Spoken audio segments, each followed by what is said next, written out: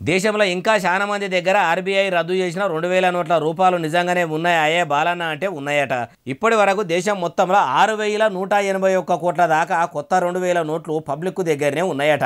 ఇంకా ఆర్బీఐకి రాలేవని చెప్పుకొచ్చింది. ఇంకా ఎవరి దగ్గరనైనా 2000 నోట్లు ఉంటే వెంటనే పోస్ట్ ఆఫీసులకు పోయి నోట్లు అప్పయ్యప్పాలని పెద్ద బ్యాంకుల్లో అనుకొచ్చిర్రు. దేశ ప్రధాని నరేంద్ర మోడీ సార్ ఏమని అవినీతిని అంతం చేస్తాము, నల్లధనం బయటకు తీస్తామని మస్తుగానే నరికి పాత 500, 1000 రూపాయల నోట్లు బంద్ పెట్టి భారతీయులను మొత్తం బ్యాంకుల ముంగట నిలబెట్టి కొత్త 500 నోట్లు, కొత్త 2000 నోట్లు తెచ్చి అట్ల కొన్నొద్దులు ప్రజలను తిప్పలు పెట్టిండు. అట్లా జనం తిప్పలు పడ్డందుకన్నా నల్లధనం బయటకు వచ్చిందా, బయట దేశాల్లో కొందరు దొంగలు దాచుకున్న పైకం భారతదేశానికి వచ్చిందా అంటే ఇప్పటికీ ఇండియాకు రాకపాయే. ఇప్పుడు మళ్ళీ ఈ 2000 రూపాయల నోట్ల కోట్ల పైకం ఇంకా కూడా జనం దగ్గరే ఉన్నదా నవటిరి. 2000 నోట్లు జనం దగ్గర ఏమి ఉండయి. ఉంటే గింటే పెద్ద పెద్ద బిజినెస్లు చేసేటోళ్ళు, పెద్ద పెద్ద పొలిటికల్ లీడర్ల దగ్గరనే ఉంటాయి.